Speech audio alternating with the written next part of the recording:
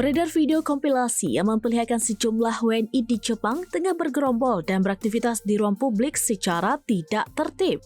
Aksi mereka menuai perhatian warga lokal yang menyebut perilaku tersebut menyerupai geng atau kelompok gangster sehingga dianggap mengganggu kenyamanan umum. Video tersebut bukan satu-satunya insiden yang menyorot perilaku WNI di Jepang. Sebelumnya, publik Jepang juga sempat dihebohkan dengan kasus kriminal yang melibatkan WNI overstayer di prefektur Ibaraki. Rangkaian peristiwa tersebut memperkuat sentimen negatif sebagian masyarakat Jepang terhadap komunitas WNI, terutama yang dianggap melanggar norma sosial setempat. Di tengah maraknya sorotan tersebut muncul isu bahwa Jepang akan memasukkan Indonesia ke daftar hitam atau blacklist dalam hal pengiriman pekerja migran. Namun informasi itu telah dibantah secara resmi oleh pihak Kedutaan Besar Republik Indonesia atau KBRI di Tokyo.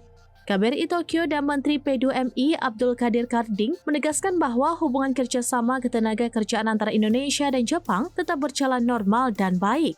Pernyataan itu disampaikan melalui berbagai kanal diplomatik resmi pemerintah.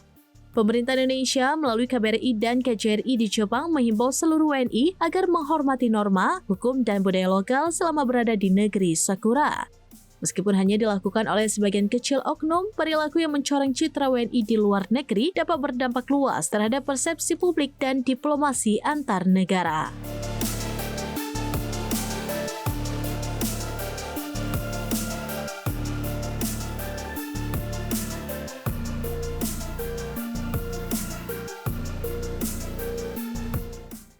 Download Tribun X sekarang, menghadirkan lokal menjadi Indonesia.